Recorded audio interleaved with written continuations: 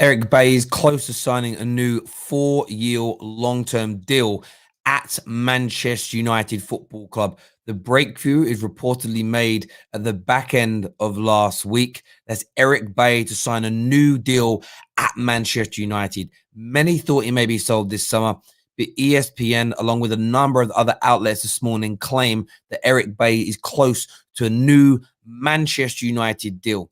Equally, there is a report from the Telegraph today that Thierry Henry, Patrick Vieira, and Dennis Bergkamp want to join Spotify founder in a collaborative attempt to try and buy Arsenal back from the Cronkies. We want your views. We want your opinions. This is the Terrace phone in. Hit that like and share button. Let's go.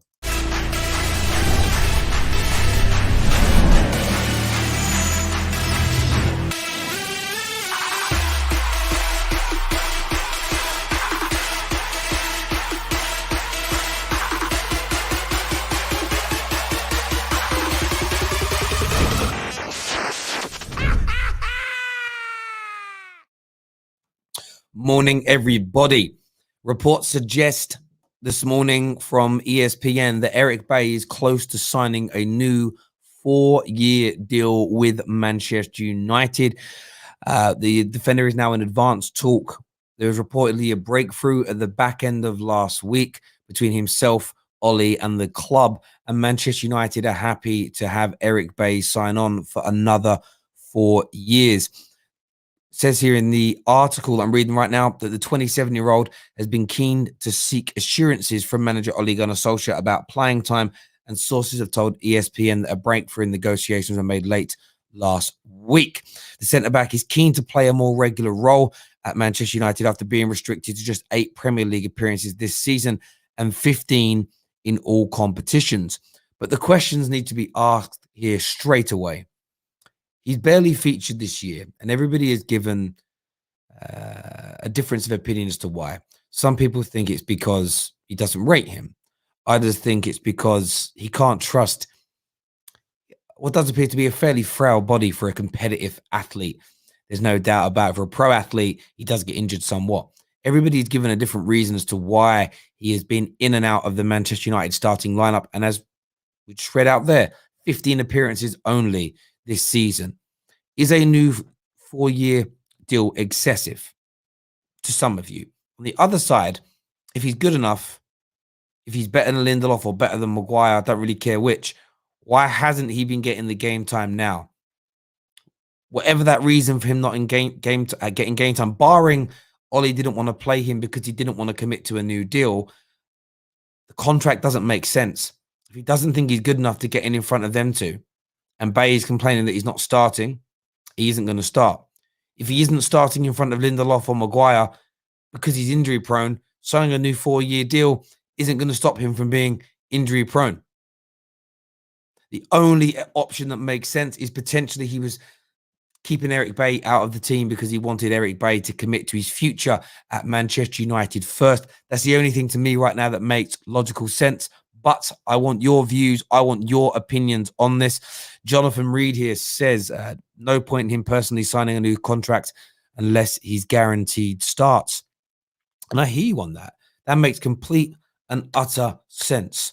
Complete and utter sense. There's no doubt about that. Morning, David. He says here that Terry, all in all, I'd imagine he's got a good release clause. Either way, I don't know if it's a good idea or not. Maybe he worked out a way to stay fitter. I doubt it, though. I hope so. I'm a bit like you, brother. I hope that this is a positive. I hope that he's over his injury problems. I hope that he improved our back line. But what it does tell me is that Manchester United may not be signing a centre-back this summer.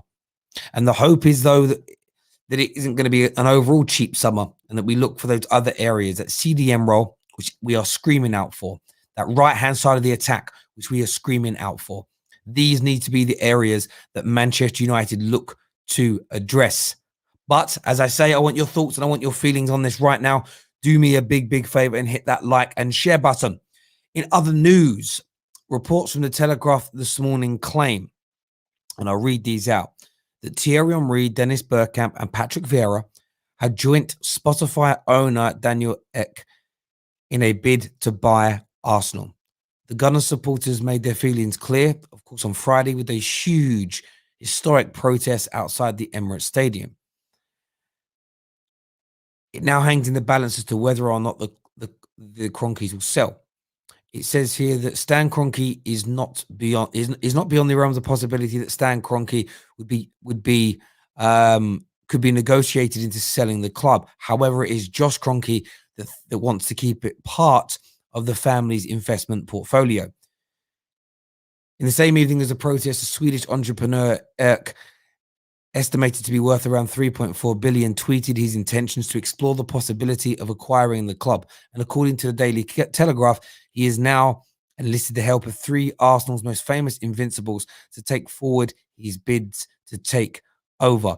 Now, Arsenal fans, what is your reaction to this news this morning? How do you feel about the idea of the Spotify owner, Daniel Ek, and 3 of the biggest legends in your club's history, let alone Premier League history, being involved in the takeover? The fake creator here says, Terry, I really want to hear your thoughts on the takeover, as you've got insight to how finance and business works. Ike is worth 4.5 bill, but Arsenal would cost 2. Does it work? It depends upon the makeup of his money. Let me just take a sip of my drink here. It's because I want to put this across in the right way.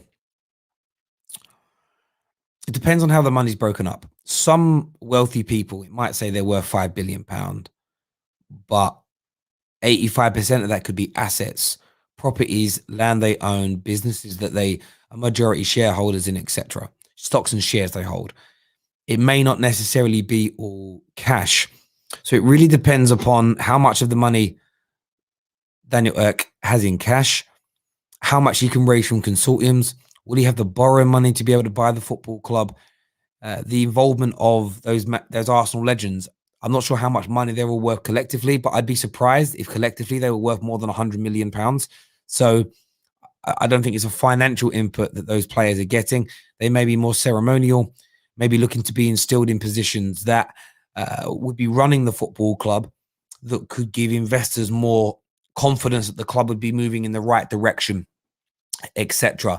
That would be my thought process on it. That would make sense to me. But it would definitely need additional people to invest. I very much doubt that even if he's got £3 billion in cash, I very much doubt Daniel Ek is going to go into his bank account and take £2 billion out and buy Arsenal. I doubt that's going to happen in cash. It'll be a consortium. There'll be a number of investors. There'll be a number of people that will put money into buying the football club. That would be my gut feeling in terms of it. Is it possible? Yes. You know, I'm sure he has a lot of very rich friends and a lot of very rich people that may be interested in helping to support this endeavor. All you need to be mindful of is anybody that's investing, why are they investing? What do they want to get out of it? Do they want to return after a certain amount of time? If they do, that's going to mean money being taken out of the football club in one way, shape, or form. So that just needs to be discussed.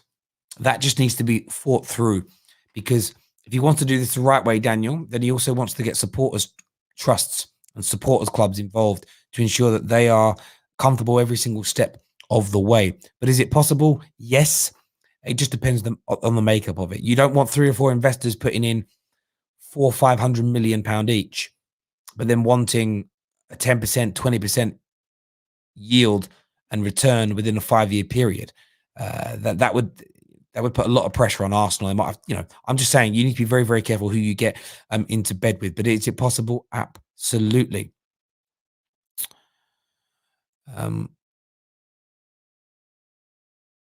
Matt Law here says, I have it on good authority that Thierry Henry, Dennis Bergkamp, and Patrick Vieira have joined Daniel Ek in a bid to buy Arsenal, and I'm told it is very real. That is interesting there from Matt Law. Matt Law putting that out this morning. That is big, big news for Arsenal. That could be just what they want to hear. Well, there we go. Spotify US is worth 70 billion. So maybe it is £3 billion that he has himself in cash. And as I say, it's all doable. None of this is unachievable. None of this is unachievable. None of this is unachievable, like I've said 3 or 4 times. But it depends upon the makeup of the bid, where the cash is coming from, who the owners are going to be. But if they can raise the money and there's no necessity to pay anybody back in the short to medium term, this could be the best thing to happen to Arsenal Football Club, especially if you have club legends running the football club, football people running the football club. This could be massive for you. This could be huge. There is no doubt about that whatsoever. Big news indeed. I didn't know that Matt Laws had tweeted that before I went live. He might have tweeted it after I was live. I'm just looking for. Is it a tweet now? Or is that? Oh, okay. Sorry, that's in his actual Telegraph, in the Telegraph piece that he put out. But there we go. Matt Law has spoken, and people can take that any which way they want. Let's do some more of your calls here. A lot of people here saying 60 billion Spotify net worth. Yes, but it isn't. And maybe to buy it, he's going to sell a percentage of his ownership. Maybe that's how he does it here. Maybe he says, do you know what? I'm going to sell £3 billion worth of my ownership, which in the grand scheme of things probably isn't that much in terms of percentage. I'm going to sell £3 billion worth. I'm going to give £2 billion to buy Arsenal. I'm going to put £500 million straight away investment into the youth academy and into transfers. And then I'm going to put another £500 million into improving infrastructure around the training ground and stadium, local area, etc., etc. He could do a real big job. He could put Arsenal legends back in charge at the highest levels. Football decisions become of the most paramount importance, and Arsenal could strive. I mean, that's legitimately what could happen. I will be sharing the link. Sorry, just getting over a cold. Apologies. But I will be sharing the link very, very soon with each and every single one of you. What I need from you to do for me right now, though, is hit that like button and hit that share button as well this morning. Bear with me a second. Let's just update a few things here. Let's do some of your live comments. Someone here says never going to happen. It could, bro. It could. I mean, to say that it's not going to happen just off the bat like that, I disagree with completely. The fake corner says, cheers. Spotify will get a great London concert venue. That worries me a bit. I wouldn't, because they're not going to schedule concerts in and around football. It will be in the closed season. You're not going to have an outdoor concert anytime between the end of September and May anyway. The weather isn't good enough. So it'll only be in the off season, and it'll raise your money. So I wouldn't worry about it too much. I wouldn't worry about it at all. I really wouldn't.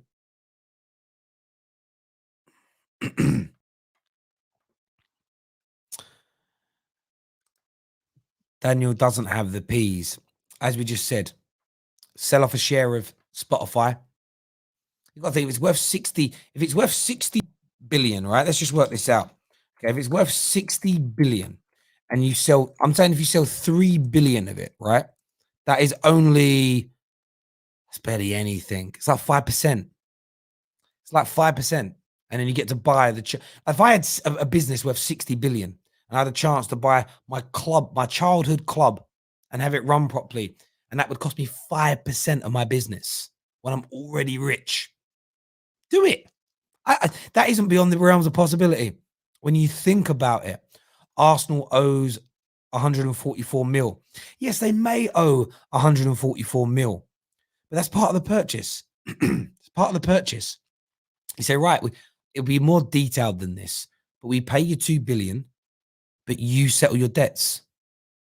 Or we pay you 1.97 billion, and we pay the debts off, but that becomes encumbered.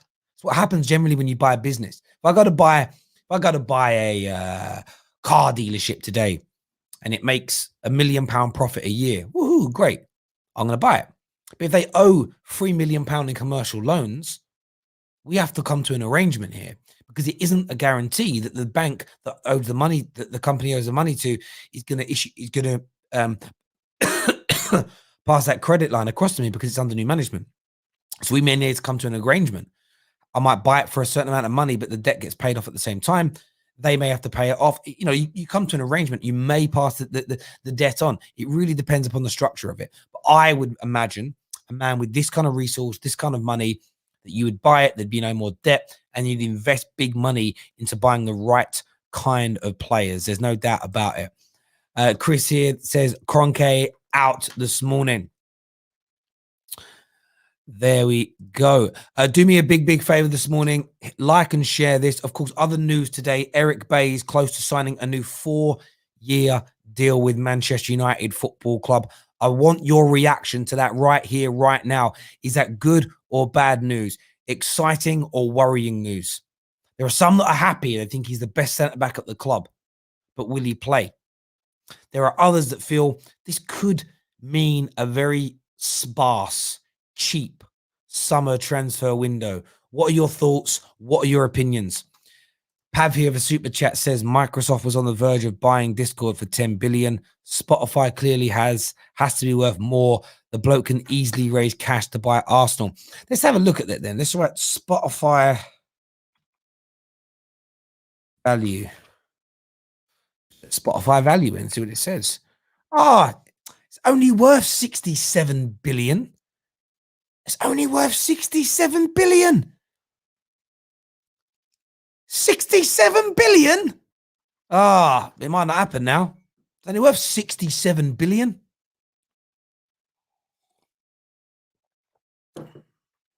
$67 billion. $67 billion. Here we go. Look, he owns 9% and has 37% voting rights. So again, let's work that out then, right? So it's worth 67 billion minus 9%. So he's worth he owns 6.6 billion of it. He owns. He's already worth 3 to 4 bill. You get rid of a little bit of it, or maybe you raise I don't know. I'm just putting it out there. There are ways of getting it done. What I love here is everybody's acting like these. He also knows a lot of other billionaires. It's not beyond the realms of possibility that he gets it done. It isn't. And by the way, he may even borrow some. And I don't even think Manchester United fans would have minded the debt that the Glazers put on the club if over a 5, 6, 7 year period they actually paid it off and it was gone. Should have been gone years ago. It should have been gone by 2013, 2014, something like that. But there we go. Right. Terry, why are you expecting mediocrity at the club? Ole isn't good enough. Get him out. Why am I accepting? Harry, really weird comment this morning. I don't know what you're talking about. Please expand on why you're accusing me of accepting mediocrity at the club. Tell me why. MMA News here says Eric Bailly is just filling squad space. A new contract is cheaper than buying new players. That could be the case. That very much could be the case. There's no doubt about that. That could be what's going on here. That could be it in a nutshell. No doubt about it. That could be what is going on. We've seen it before and we could see it again. I just don't trust the Eric Bailly news. The way I look at it is this. There's 3 options. He wasn't being played because he wasn't signing a new deal. He wasn't being played because he's too injury prone, or he wasn't being played because Ole doesn't see him as better than what he has starting in Victor Lindelof and Harry Maguire. If it's any of the latter, what's the point of the new deal?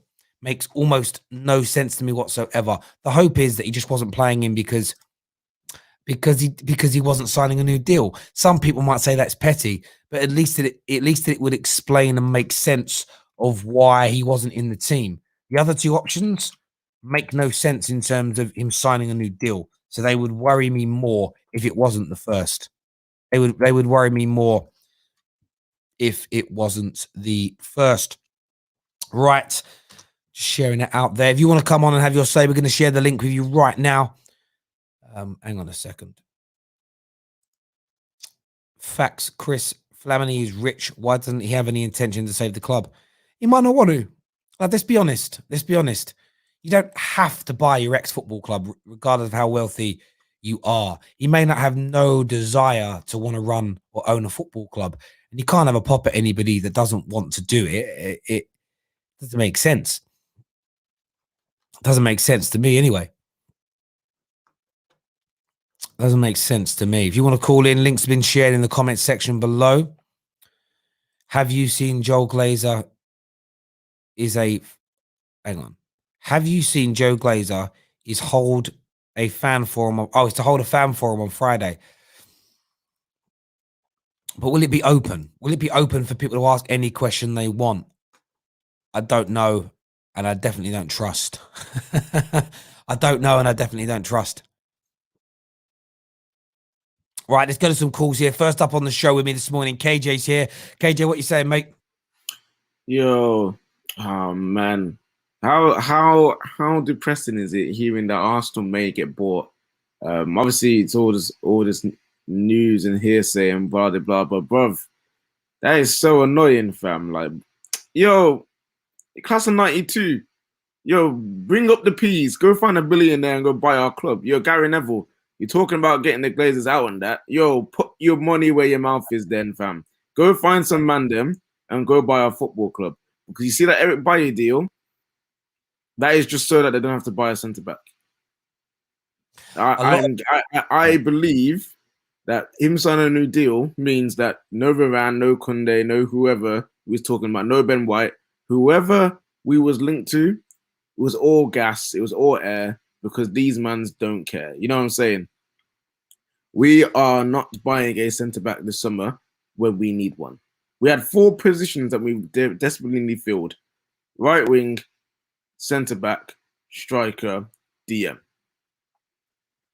Scratch centre back off that list, because Eric Bailly will be like a new signing to these, man. You know what I'm saying? We still have Phil Jones here for some. How is he still here? I don't know. Tuanzebe needs another loan, clearly. Mengi is not ready. And Bry is injury prone, so we should be buying a centre back. But we're not going to buy a new centre back now. That's done. And yeah, this Arsenal news is annoying. It's just like I want it to be us that's getting bought by a billionaire next players. You know what I'm saying? Like, I would love that. Mate, I agree with you completely. I want exactly the same as you. It's the class of '92 thing is interesting because most Man United fans on socials hate them for a varying degree of reasons. So yeah, I doubt that's going to happen. It's about finding the right people. When you look at this here with the owner of Spotify, he's looking to bring legends into the football club. The one big stumbling block still is whether KSE and the Cronkies want to sell. That's where it can all fall down, because if they turn around and say no interest in selling, it doesn't really matter.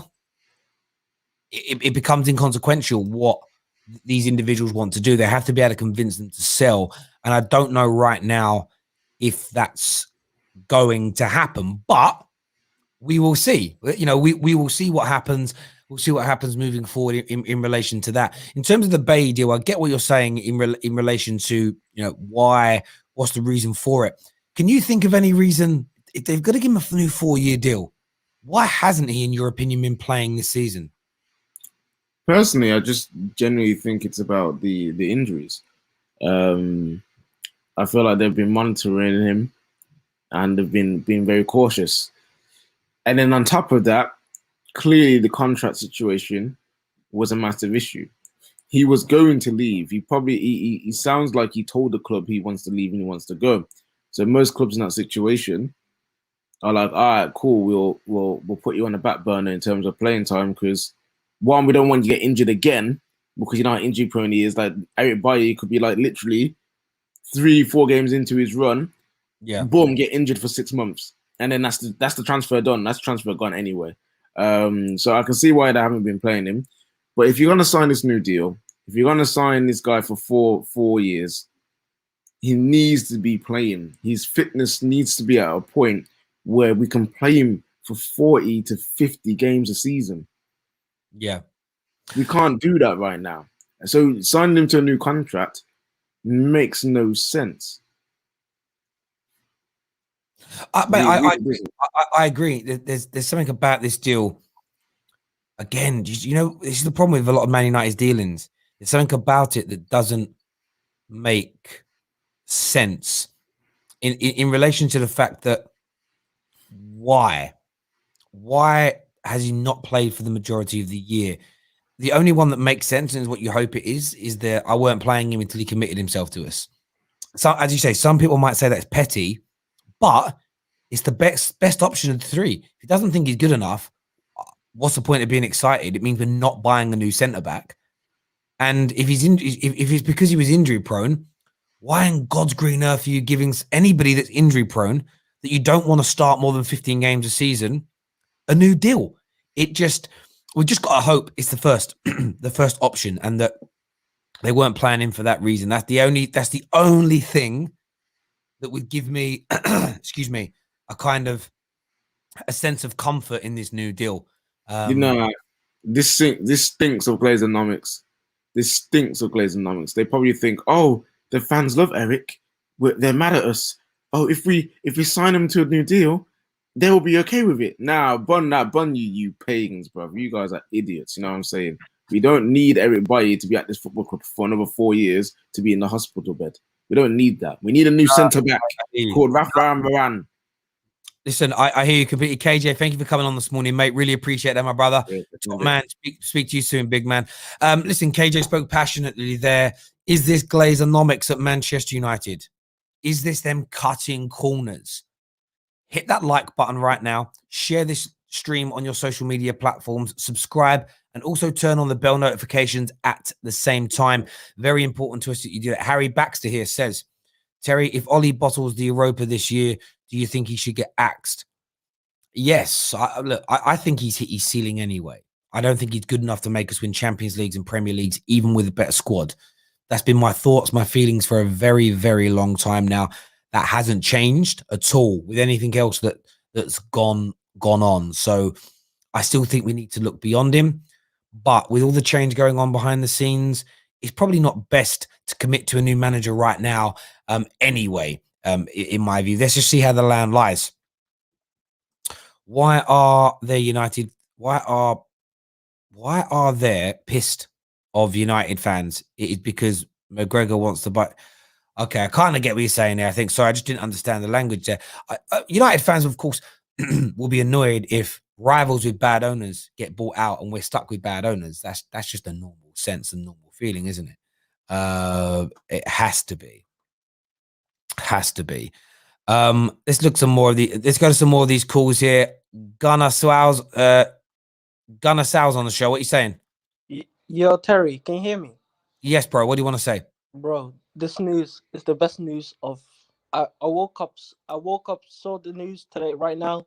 I'm so happy. I think honestly, as I told you before, Stan is willing to sell.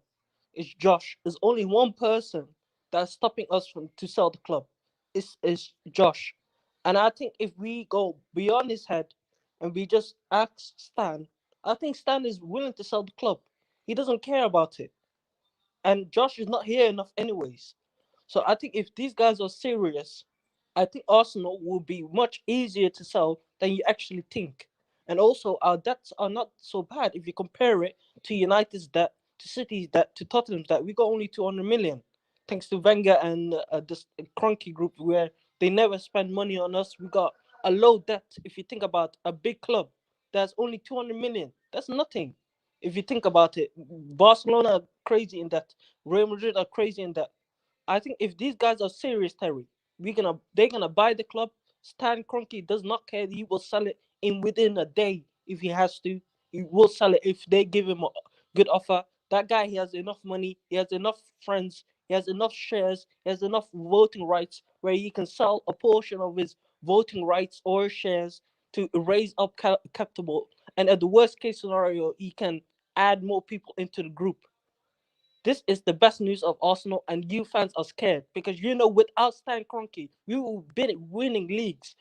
Tell me right now, I'm telling you guys, yeah, your rival fans, watch when Stan Kroenke leaves, yeah, we will be winning leagues and titles. We'll be coming back to Arsenal if this comes true. We will be winning leagues if this happens, and when it happens, oh my God, it'll be a beautiful day. There we go. Listen, passionate Arsenal call this morning. Thank you very much for coming on. Will Arsenal be back if Stan Kroenke sells? That's the big question this morning. It really, really will be. Tamps here says Kroenke leaving will be the forefront of the Glazers. FSG selling also. I mean, you could see it have a knock-on effect. It depends on the rumors. there are still some rumors circulating. Nothing has been clarified yet. That the owners, FSG, the Cronkies, and the Glazers were hanging on in there in the hope that a Super League would happen, because that's what they wanted. They wanted a Super League, so they would be able to bask in the riches and the glories of that. It's not going to happen now, and it looks very unlikely. It looks like legislation is going to be put in place to ever stop it from happening. So maybe they will look to move on. But we want your calls, we want your views, we want your opinions right now. I'm going to share the link again in the live comment section. Also, do me a big favor and sign up to our Discord server. The football chat in there is amazing. We're up to nearly 3,000 users in there as it stands right now. Next on the show, we've got Bay Tech on the show. Bay Tech, welcome to the Terrace. What do you want to say? Yeah, I just want to say people have gotten things twisted. We said over the weekend and prior to that if anything happens with certain results, then the focus shouldn't be on the manager.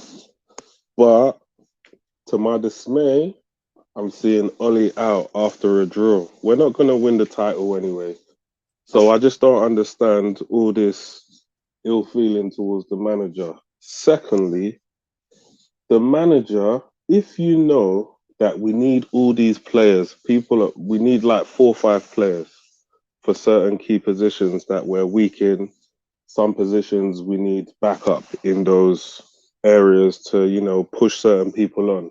But if you know that the manager hasn't got the tools, then at the end of the day, for a manager who doesn't have the credentials, as it were, bro, he's in second place comfortably. Like, I think some respect needs to be put on his name, because we know he's not good as Pep Guardiola. And I know some people say, oh, he's never going to win us a title. But there's managers like, not Ancelotti, the other Italian guy that won with Leicester. I forgot his name. But Ranieri, if Ranieri can win a title, no one can tell me that Ole can't win a title. I literally don't, I cannot listen to this no more. In my head, I'm thinking, give this guy the tools. He can win a title. In fact, if Ranieri can win a title, 100% he can win a title. But I think next season is going to be a pivotal season for him, just because, you know, it's at this point now. If he doesn't make top 4, the Glazers are likely to sack him, like, no matter what, if he doesn't make top 4. If he makes top 4, then he's going to still be in the job. And all these people complaining, there's nothing that's going to happen about it. But if he manages to get the players that we need and he doesn't win the title, then personally, I think he should be sacked if he doesn't win the title when he has all the tools at his disposal. So look, on a few things to unpack there. I think on the Ole out thing, it was inevitable. I said it all week and I got shot down for it. I was called negative. I was called divisive. No, I'm realistic. I'm honest. And I'm not living in cloud cuckoo land. If Man United didn't beat Leeds and didn't beat Leeds convincingly, Ole out would trend. If we don't beat Roma convincingly, Ole out will trend. Whatever happens, I don't trust the majority of Ole outers enough to put their hatred of Ole aside to focus on the only problem at Manchester United, which is Glazer out. I would say for 85% of people, the Glazer out campaign is nothing more than a fashion statement. The same as most campaigns you see, regardless of the subject matter, it makes me look good to my friends and my followers if I support this and tweet it, so I'm going to do it. But in their heart of hearts, they don't care. And we know this because we've done hundreds of shows on this channel in the last year, with phone calls, with guests, with other YouTubers. And just go back and watch them all and watch what was being said whenever the Glazers were brought up as a major problem. It was, oh, we know they are, but we don't really care. Some even said, they're not that bad, are they really? So do they really, in their heart of hearts, do they really care? Or is this just a fashion statement? I've seen some people out there that have put so much energy into it, and I believe them. But they're the minority, I think. And that's the problem. And until it becomes a majority that care, it's It's never going to happen. You know, Liverpool had a home game this weekend, no protest. They signed Konate. It was, oh, that's pretty good. You know, I think all it's going to take is a few, the Eric Bailly signing a new deal. A lot of Ole Outers love Bailly. What a great way to get people's attention away from the Glazers and a player they all love signing a new deal. And it will work, because do you know why I know this? Because it always bloody works. It works every single time. So let's see, let's see what the energy's like in a few weeks' time. I'm 100% behind the Glazer out campaign, but we need to maintain their energy. Anyone talking about things not to do with Glazer out when it comes to negativity, we should be hashtagging them, quote tweeting them and saying, yo, what's going on? I thought it was all Glazer out. That's what we need to do. And I call upon you to do it. Do it politely, do it calmly, but that's meant to be the focus. Listen, great call, mate. Thank you for coming on and having your say. Next on the show, we've got Tom. Tom Little's here. What are you saying, Tom? I just want to talk about this Bailly contract, because it strikes to me as exactly what our owners are doing with this Konate thing. Like you were just saying, now it's a way to try and sort of bat the eyes of the fans who were protesting away from them and look at the new shiny thing we've done, look at the play we've got. And I think by giving Bailly a new contract, you're sort of risking your season on it, because he's very injury prone as a centre back. He's quite clearly, in my opinion, your best one. He makes Harry Maguire look 10 times better when he's next to him. But if you want to be challenging, you're playing double headers week in, week out in the Champions League and in the league, and he can't do them. So if you're sticking with Eric Bailly as your, let's say, third choice, let's say Lindelof and Maguire as your first and second, that strikes to me as something very similar to what we do. You're gambling on them being fit all season. And from the outside looking in, they are not the level to win a title. I don't think Fred and McTominay's the level, but I think your owners, the Glazers, they're going to stay this summer and they're going to invest in the wrong places. Centre-back was a key place, and they're giving an injury-prone centre-back a new... That's like us needing a centre-back. And instead of going out and getting Konate, going and giving Joel Matip a new contract who's been injured 3 times this season. It's about going forwards, not trying to stagnate and be nostalgic. No, listen, I agree with everything that you have just said there in relation to the shiny new thing. Look what we've done for you. And let me just reiterate something, a point I made a few moments ago. Of course,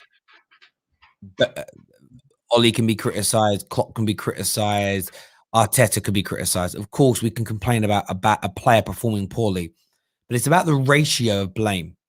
And I speak about this a lot because an Arteta outer tweets for every 10 tweets, for instance, or rants they have about Arteta, they might mention Kroenke and the Kroenke and KSE once or twice. And the same generally with the majority of Ole outers. It's the ratio of your focus. Of course, there are games like yesterday. Ole made mistakes in the game, so you can criticize it. You don't it's not everything has to be Glazer out, but it's the ratio. And what I think you'll see for all 3 of our clubs that really want to get rid of our owners, I don't put Spurs in that category because I don't think more than 20% of their fans actually care about the ownership of their club. For me, what you'll see over the next 3 to 4 weeks is the amount that the ratio change again. There'll be less and less people talking about the ownership and more about Gini Wijnaldum, more about Granit Xhaka or Bellerin, more about Maguire or Rashford. That's where the focus will move to. And this is why I'm not convinced, even with the news today about the potential takeover at Arsenal, I'm not convinced the owners will sell because the pressure's on right now. But I'm not convinced that the majority of football... They'll get away with it again. Yeah, I agree. They'll get away with it again. And they'll keep on doing stuff like this until either the government get involved and introduce legislation to stop it before it can get started, or they just grow tired and it eventually works. Because if you keep trying something enough times in football, one time it will come off. That's the scary thing with this. These owners have way too much money to stop after 1 go, after 2 goes. They've shown that already they don't care about us fans. So I'm not sat here blind-eyed, like by this Canary signing. I know that this is just a cover for them to try Project Big Picture again, this Super League again. They want more power, but that's not how it's supposed to be. And just quickly before I go, about the new ownership for Arsenal, just be careful what you wish for with that, because I don't like the way that that's going to... I haven't looked into it much, but seeing Henry, Vieira, and was it Ljungberg involved in it? Yeah. You need it. All three of them are going to want to say... Bergkamp. All three of them are going to want to say, and you're not going to have them all agreeing on the same things. And we've all seen as well, if they're involved at that high level, where you've got to make key decisions in a nice possible way, Vieira and Henry couldn't hack it as top managers.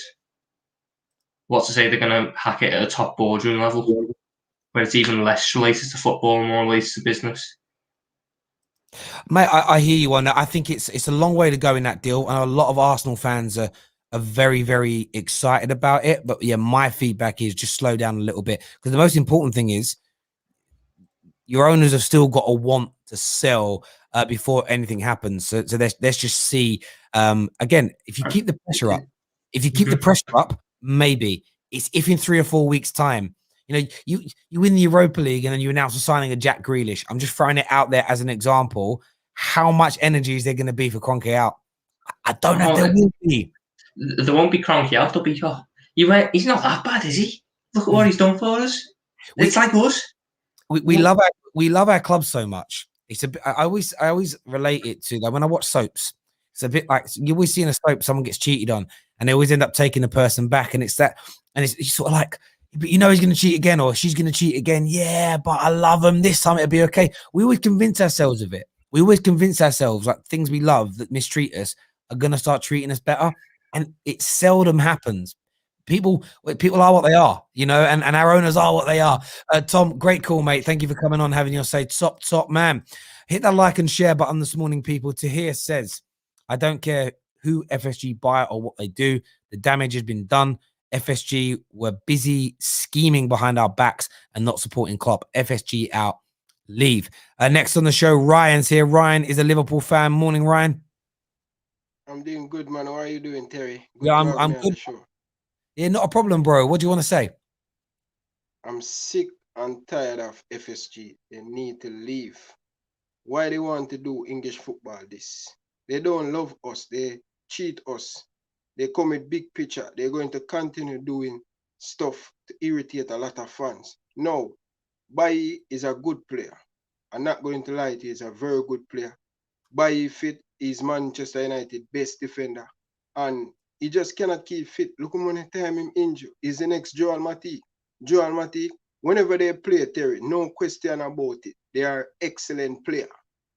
But they just cannot keep fit. And for me, Manchester United should move on. Just like how Liverpool should move on from Joel Matip. They're not fit enough. They cannot cope with the league. French league is a much better league for them. But what I want to say, I am worried about Liverpool. Terry, Liverpool going to go back to 2009, 2011. That's the Liverpool they're going to get. FSG will not spend any money in the summer. Don't make one signing they look like they're going to do. They're not going to do it, and it's very frustrated. Liverpool going to go back right back where they belong, and I'm worried just because of FSG. Look at our state. We win the Champions League. We didn't sign anybody. Get Ajan for free. Win the Premier League. Yes, we signed Diego Jota and Thiago Alcantara. So what about the rest of player them? Right now, Man United fans, you guys need to just patient and just allow Ole to do his job. Him doing a fantastic job. You guys just need to be patient. Look at how Ole building the team. Look at it, Terry, the last 2 transfer windows. Every player Man United signed have an impact on the team. It's just need to be patient with the Manchester United. Just like Klopp, it takes time. Now, Man United close the gap on Liverpool. Come next season, Man United will sign a few more players and they will definitely close the gap on Liverpool. Chelsea have a better manager. Chelsea going to spend a lot of money. While Liverpool going to be like Arsenal, they're going to be stuck just because of the owner. Mane, I don't know what's going on with Mane. He look like Alexis Sanchez. Whenever they Manchester United, him have the pace. Sadio Mane lost him pace a lot. And Liverpool fans just fail to realize that. And we have to be truth. And the next thing to before I leave Terry, look at this Jurgen Klopp team. Do FSG going to back him in the summer to give him 3 or 4 more players? I don't think so. And that is where Liverpool fans should start to worry. Man United, you guys have a very good thing going. Just be patient. These semi-final, Ole is the right man for the job at this moment. How many times you tried with Jose Mourinho? You tried with big manager and it don't work out. Ole has been consistent. They just need to be patient with Ole. And I'm worried come Sunday, Manchester United probably destroy us because we don't have nobody at the back. We don't have nobody at the back. We can't God willing. a clean God sheet. willing. God willing. And how we going to score? Klopp yet to win at Manchester United as a Liverpool manager in the Premier League. He yet to beat Manchester United. Every time we go Man United to Buckley, Man United going to destroy us Sunday. No doubt about that. But thank you very much for having me on the show. No problem, my brother. It's a big mistake if you guys give by a new contract. You have better defender out there. We can improve this Man United team. So don't fool yourself. Come on, Manchester United fans. But big up to all the Liverpool fans in the building. But I hope we get something from the game. I get Manchester United. But I am worried going to that game. I'm not going to be like. But thank you for having me. All right, my brother. You take care, mate. See you later, mate. Take care, Ryan. Top man. Listen, I understand what Ryan's saying there. The Eric Bailly deal worries me. There's something about the Eric Bailly deal that's just, I don't know. You used to get a feeling in the back of your head, a gut feeling, whatever it may be. Why are we re-signing this player? It doesn't make sense. Hit that like and share button, though. I want to know what you think. I want to know what you feel. Hang on a minute. Oh, okay. So I read the wrong thing there. Klopp needs to build a new team, which will cost money. He can't paper over the cracks at all. This current team has peaked. I think most people agree with that. Money needs to be invested, no doubt. Next on the show, we have Sid Vicious on the show. What are you saying, Sid? Hey, guys. How's it going? Yeah, all good, all good. What do you want to say, buddy? Well, here's what I want to say. To begin with, this Super League has been brewing for a while. And as fans, what we all need to think about is the mindset of someone like Perez. In that interview that he had a few days ago, where he said basically football's dying, and the whole age group, 16 to 24, this, that, and the other. Now, obviously, that's not true. But what is true is that they're losing big amount of money. These clubs are losing huge amounts of money. And ownership to the fans or not may not actually be the solution, although we do want it. I do want that to happen. I am Glazers out. I support the whole movement. And before I go on, I'd just like you to know that hashtag on Twitter might be spam. Glazers out has been spammed on Twitter. So if you actually put it up, it won't be trending in some places. But anyway, back to my point. That's interesting. A few people tweet that yesterday, that Twitter have now stopped that hashtag from being able to trend.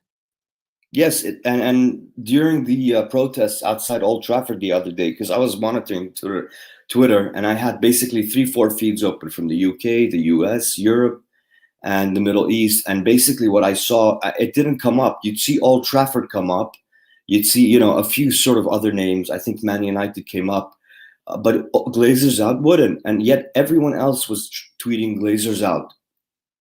So I think they may have spammed that. And someone was actually saying that very thing. It was like a kind of image they tweeted out saying, do not spam, blah, blah, blah. If you do, make sure you type in a message near it, because otherwise it'll be moved to spam. So Twitter will do that. Anyway, back to the point that I'm trying to make. The owners at Man United, FSG, Kroenke, you name it, and even Abu Dhabi, or basically Sheikh Mansour, the guy who owns Man City, who's to say 10 years from now his interest might shift into something else, that he might not actually be focused just on football. So this is a problem that all of these clubs that are owned by these billionaires need to worry about.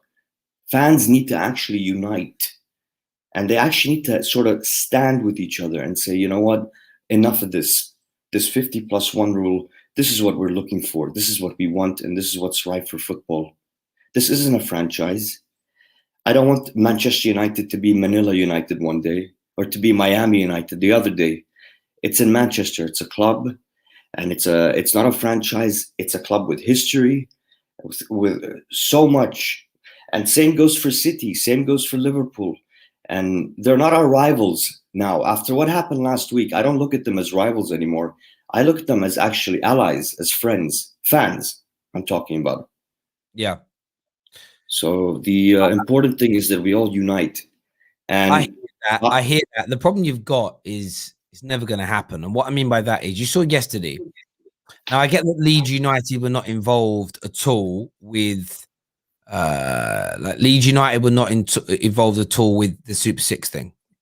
However, you kind of look at their response yesterday, and they were having a pop at fans. They were having a pop at everybody involved. And you're never going to get fans to unite on things, ever. You know, we've had a problem in this country for years now. Diving. We, as fans, could have fixed diving within a month if we had the want to do it. Self-policing is the only way forward. Football fans coming together, and you know what, whether it's an opponent that dives against you or your own star striker, come out in force and condemn it, and you can change people's behaviors. But what we do is, when it's not us committing the offense, we remain quiet. None of our rivals actually want us to have good. Like when you start to deep it, there's an element of football fans that are like, yeah, let's get rid of these leech owners, and then they go, but if we help get rid of Liverpool, Man United, and Arsenal's owners, and they get good owners, that's bad news for all of us. So they don't really want it, and because no one really wants you to have good owners, in their heart of hearts, they don't want it. It's very hard to get things through and to get things changed. When you have these shock moments, you have these moments with the Super League, and for a very short period of time, people come together, but then everyone calms down and they start to think about it more deeply, and everybody moves back off and becomes tribalistic again. We saw at the weekend, one of the most outrageous red cards ever given in football. It was for a clearance, and the irony was yesterday there was a shot. There was a shot in the final from KDB where he shoots the ball, misses the ball, and then he studs smack into the shins. I think it was of Reguilon. Now, based on the logic of the red card in the Chelsea-West Ham game, that should have been a caution at least, because it was dangerous. He hit the guy's shins with his studs. Didn't mean to, though. By the way, it shouldn't. I'm just based on that example. Right. But Chelsea fans, in their numbers, were defending the red card. Why?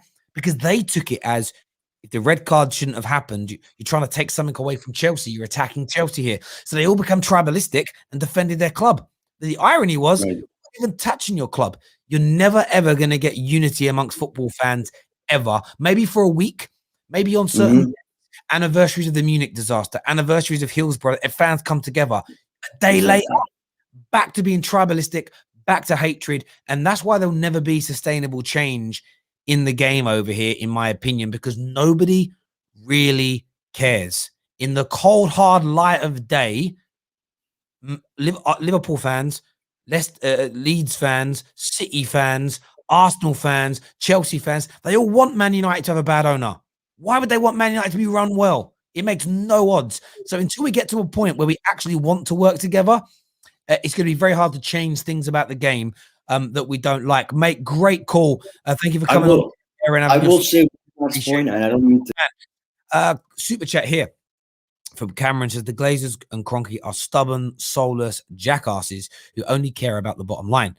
They ripped NFL teams from loyal fan bases only to lose billions in Vegas and LA, and they'll try to crush your fan base too.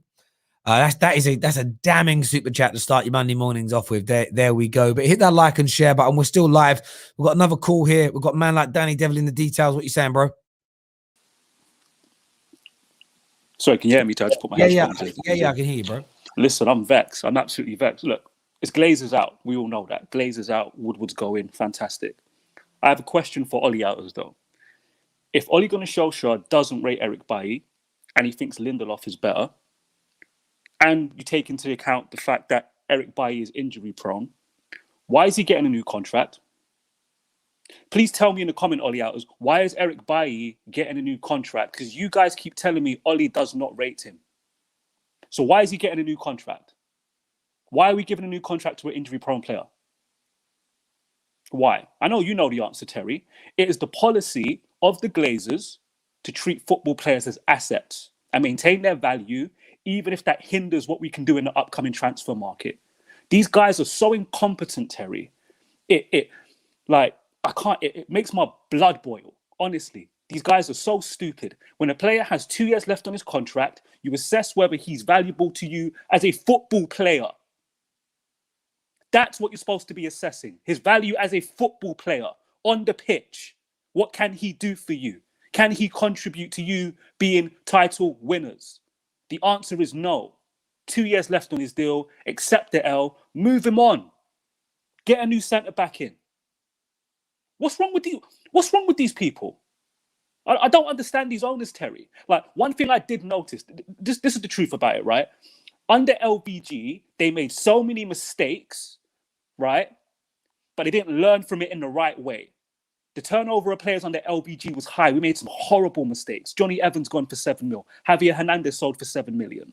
And then since then, they've done a complete 180 and said, actually, no, we're gonna hold on to players and try to get the maximum value for them. That's fine. But you don't just hand out new contracts. How does that help us? Mate, it's interesting. We've got a comment here that says, I've lost it now, but it says he does rate. It basically says Ollie does rate him. Here it is. It says Ollie does rate him. But my question is, I asked this at the top of the video. There's only 3 reasons as to why he's not played this season under Ollie. It's either he doesn't rate him, he's too injury prone, or he wasn't willing to play him regularly without him signing a new deal. I pray it was the latter, because if it's one of the other two, the new deal is horrendous. 4-year deal to a player that Ollie doesn't rate. So if the Ollie outers are right and Ollie can't see that Bay's better than Maguire or Lindelof or either one of the two, that doesn't really matter, then it's an irrelevant deal. If he's injury prone is why he hasn't played, it's a stupid deal. The only one that makes sense is the fact that if he didn't play him because of that reason, but I don't think it's that. That for me I don't feel like Ollie is spiteful enough to turn around and say, but I'm not playing you unless you sign a new deal. I think it's one of the other two, and you're right. It sounds more like a business decision, maintain the value, increase his salary, and then maybe try and sell him next summer. But it could mean no purchase this year for us in terms of centre-back. And that's the big issue. That's why I wanted Bailly to go when he was allegedly kicking off, which I saw through, and I knew it was a contract negotiation tactic. I was like, I hope it's true. I hope it's right. Because in the end, he'll have to leave, and that's the only way we definitely get a new centre-back. When we hoard players, it's an excuse for these owners not to invest. Terry, they're still deciding whether they're going to extend Juan Mata. Ollie doesn't play him. Why is it even a consideration? He doesn't play him. He's 31 years old. He's on 150 grand plus a week. Yeah. Because you want to maintain his value and potentially get a transfer fee so you can do some clever accounting. Piss off. Absolute joke. I've got to go, Terry, man. I'm vexed. I've got to go, bro. But no worries. All right, mate. Take care, mate. Thank you. But I hear what Danny's saying there. It's true. And it is about clever accounting at times. It is true. And this kind of signing, if it doesn't wake up Ole Outers to the bigger problem this morning, I feel sorry. I pity you. I really pity you.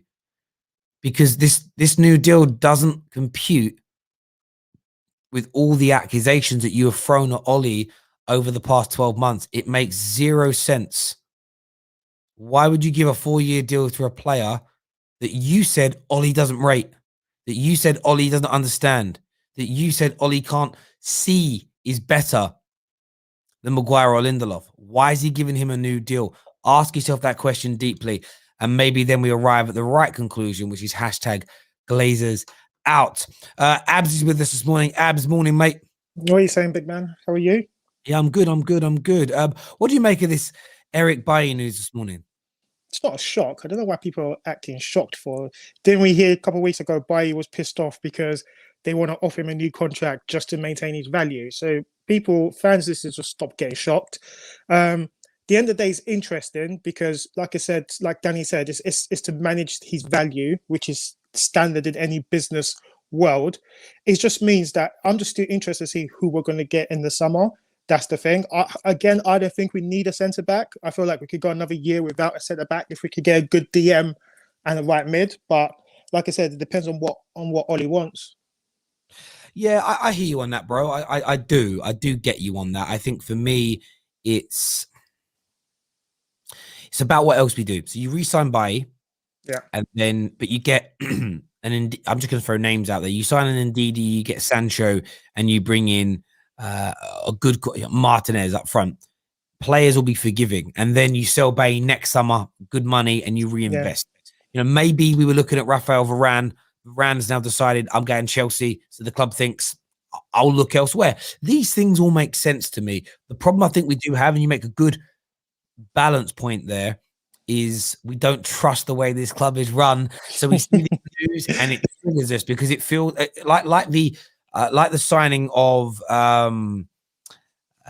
Cavani. It just felt like Falcao all over again, and it gives you that kind of PTSD, and you think, oh, we're going to be in absolute trouble here. In terms of the Arsenal takeover, what do you make of the news this morning of this consortium of Arsenal legends and Daniel? I think it's pronounced Urka. I'm not something like that. Yeah. Ix. What do you make of this news? Yeah, because the thing is, I was listening to Laura Woods, and she made a good point.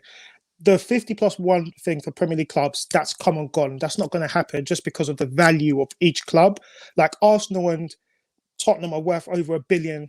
Man United is worth over $3 billion. That's never going to become a fan 50+1 rule.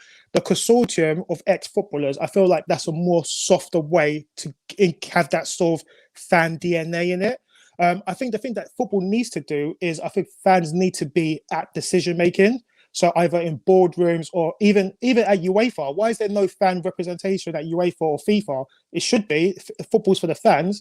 I feel like we need to be going down that route than fans should own 50%. Because I'm sorry, it's like me going to Nike and go, Nike, I want to own 50% of your business. They're going to laugh at me. So it's not going to happen. Yeah, well, I also read about Man United. Thank you for that super chat there, Jay Lings. Really appreciate that, bro.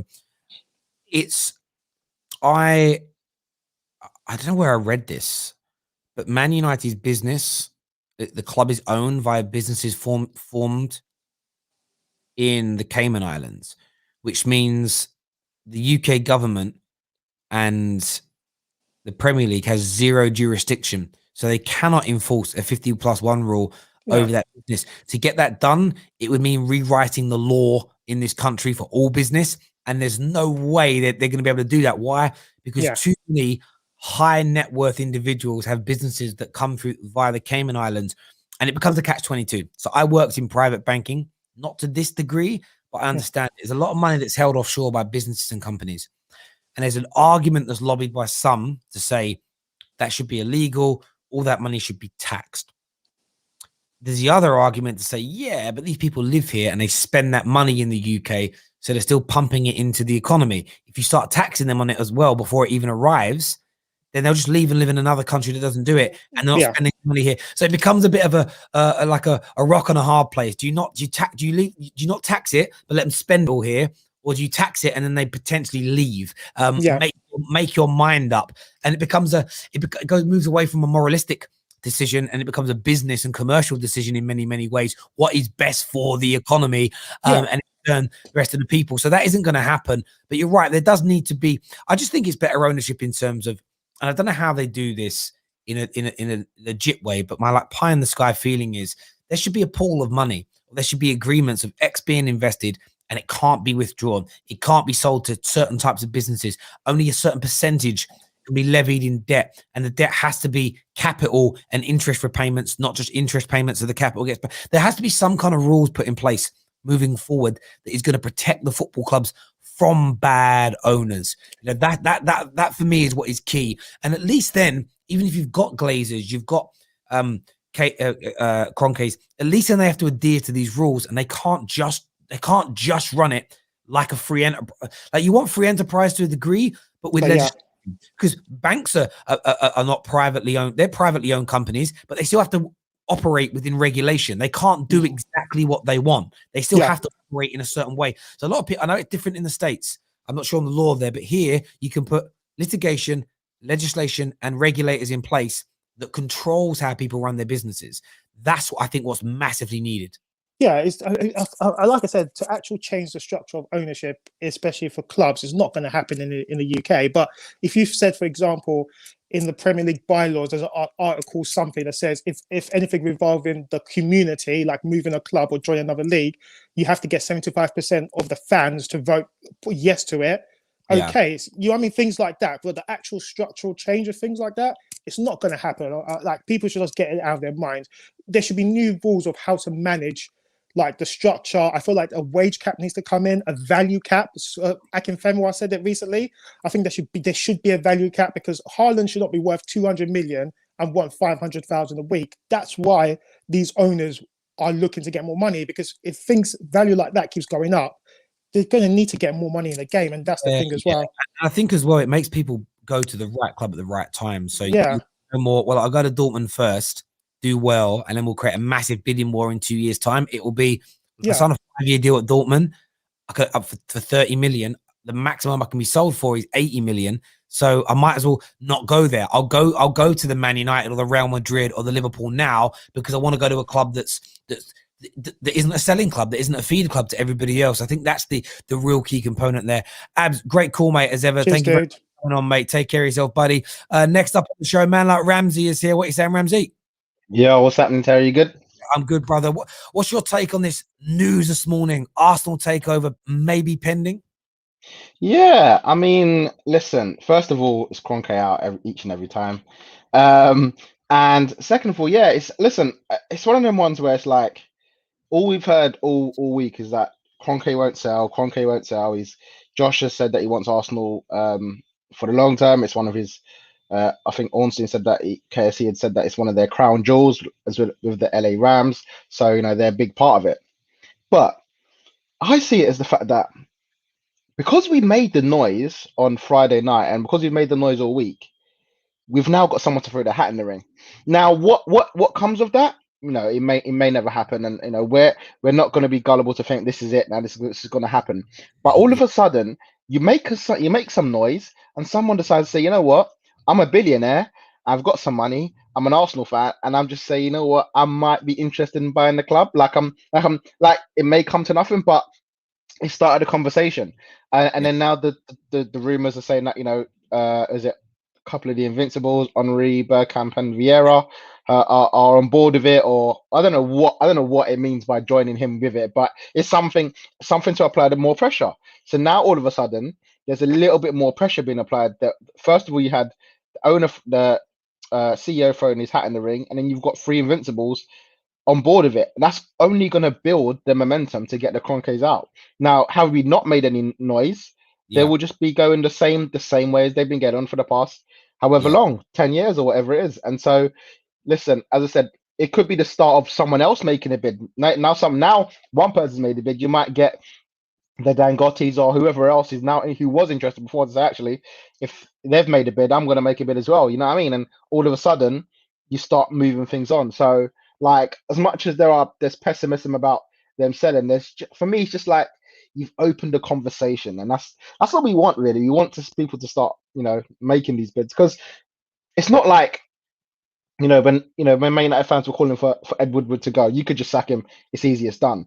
To get an owner out of the club, he needs to sell. So there's a lot of money involved in it. It's not just a sacking; it's a complete takeover. But you need someone to buy him out. You need someone to buy him out.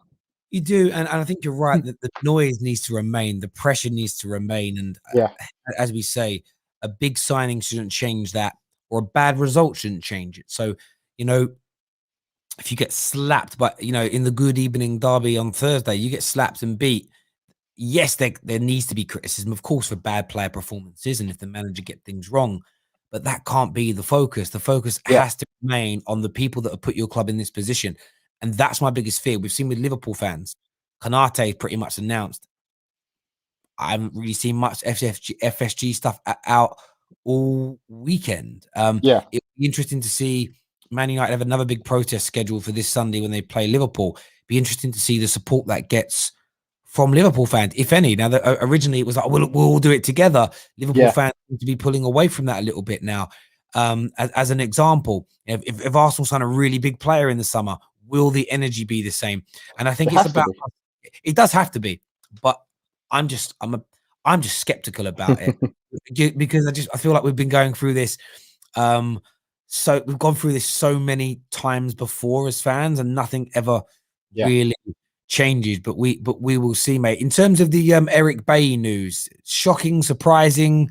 What do you make of him getting a new 4 year? How many years did he have on his contract before? Like, when was it expired?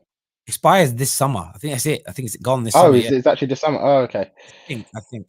A 4-year deal is surprising because of his injury record. Like, keeping him for the short term, because of his quality, is a good move.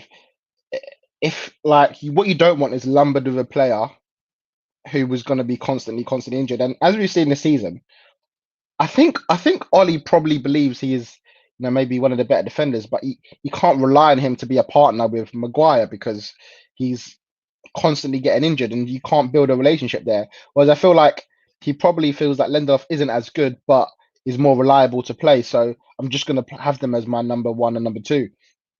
Now, I think if Bailly is given a new deal and another centre back's not signed, that's when the noise has to start from your end, for Man United, and because it's like you need more than this. You showed already this season that you can't rely on Bailly, so you can't just have those 3 and maybe a young one. You need another one as well. So if you sign Bailly to a new 4-year deal and you sign a centre back, then that's a good deal. Then that's a good, that's a good time. Yeah. No, I because totally... he's still quality. He's not like sort of Phil Jones. He's actually got 2022. He's got another year left after this, so it would be going into his last year. So yeah. Listen, Rams, thank you very much, mate, for coming on. Appreciate that, buddy. Top cool. Man. Thank you. Next on the show, Max is with us. Max, what you saying, mate?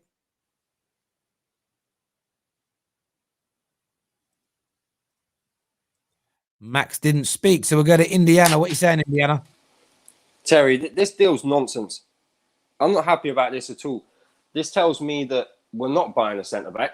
How can you give a player, regardless of how good he is, but can't stay fit at 27 years old, his recovery is not going to be good at all, a 4-year deal? How can you do that? I've got questions for Ollie, directors, everyone. How can this deal be sanctioned? It's ridiculous. Is this because they know they can't get Varane? Is this because Cavani's leaving and they need to get a striker as well? Is this because the Super League didn't go through, so the budget? I mean, we're going to have a terrible window. I have a feeling we're going to have a terrible window. I don't understand this deal at all. And Ramsey just mentioned Phil Jones. This is a Phil Jones deal. Okay, talent and ability is next level compared to Phil Jones, in my opinion. But it's no different if the player can't stay fit enough to play a game. I don't get this. I hear you. There's so many questions. There's Glazonomics at play. Is this us being told there's going to be no new deal, no new centre back in the summer? Like we've been linked with Jules Koundé, like we've been linked with Raphael Varane. Is this to appease the Ole Outers because they love Eric? But I mean, they are on their knees for Eric Bailly. I wouldn't be surprised if it's a combination of all these things rolled into one. But all eyes on the transfer window if this new deal is signed, because they need to then improve the other key areas. Central midfield, right side of the attack, the striker position, that all needs to be resolved. If we don't resolve those areas and we're giving Eric Bailly a new deal, next season is finished. This is why I say it doesn't matter who the manager is. Until the structures change completely, until we get new owners, it does not matter who the manager is. It's wasted energy. Because if you're not gonna back somebody who's got you top 4 twice, who are you gonna back? We didn't back Mourinho. We didn't back LVG. These deals are ridiculous. How can you give Eric Bailly a 4-year contract? I don't get it. It makes no sense at all. Move him on, and even for him, I can't understand why he wants to do it. Surely he'd want to play football. Like I don't think the English, especially the northern weather, is helping with his injuries anyway. Like he's probably better off going to a warmer climate where he can recover easier, maybe a less competitive league, and he can play football. This deal makes no sense at all. I don't know whether you have, but I haven't seen any signs at all to suggest that he's over his injuries or he's recovering better than he was before. I don't get it. It makes no sense. There is no news. There has been absolutely no news that this is happening at all. None, not one single bit. So it's very, very concerning for me. We'll see what comes out in the wash. We'll see what comes out in the wash, no doubt. And we'll go from there. Listen, Indiana, thanks for coming on, mate, and having your say. Really appreciate that, bro. No worries. Take care, man. Thank you. Everyone who's tuned in this morning, a big thank you to each and every single one of you. Hit that like button, hit that share button. But until next time, take care. Goodbye. God bless. And we'll